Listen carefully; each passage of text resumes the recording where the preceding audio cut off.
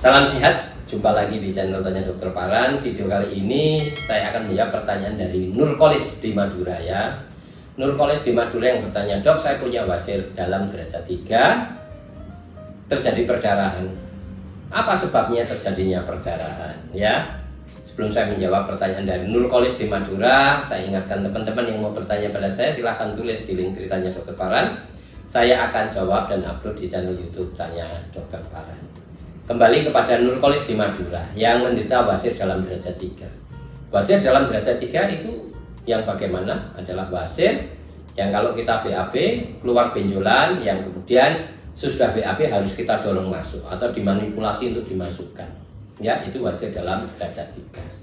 Terus bagaimana terjadinya perdarahan? Kita tahu yang namanya wasir itu definisinya adalah pembesaran dan melorotnya dari bantalan anus atau anal cassion, di mana bantalan anus itu secara normal ada 3, kanan belakang, kanan depan, dan kiri samping kita. Kalau kita terlentang, ini anus, kiri samping kita, kanan belakang kita, dan kanan depan itu ada bantalan anus yang normal ada seperti ini, sehingga anus kita itu tidak melongo begitu, tidak lubang begitu aja, tetapi ada ditutup oleh bantalan anus ya, kemudian kulitnya rapat gitu ya.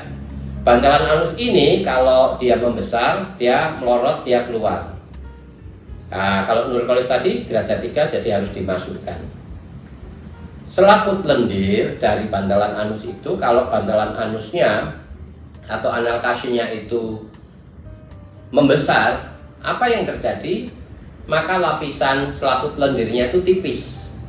Kita tahu di dalam anal cassion atau bantalan anus itu isinya selain jaringan pengikat, tetapi juga ada sebagian besarnya adalah saluran-saluran darah atau plexus venosus yang terisi oleh darah nadi ya, sehingga dia akan menggembung. Kalau lapisannya itu kalau bantalan anusnya tadi atau anal cassionnya membesar, maka lapisan luarnya akan sangat tipis, seperti balon. Kalau kita tiup semakin besar, dia akan semakin tipis, sehingga begitu kita mengejan dilewati kotoran yang keras, bisa pecah, robek, dan berdarah. Jelas ya? Itulah mengapa wasir dalam semakin besar semakin mudah berdarah ya. Walaupun wasir dalam derajat 1 juga berdarah gejalanya, tetapi kalau semakin besar anal cassion atau bantalan anusnya itu semakin menggelembung, membesar, apalagi melorot, maka dinding luarnya itu tipis, selaput lendirnya itu tipis, sehingga mudah terjadi robekan dan perdarahan. Jelas ya Nurkolis? Itulah mengapa pada wasir terjadi perdarahan.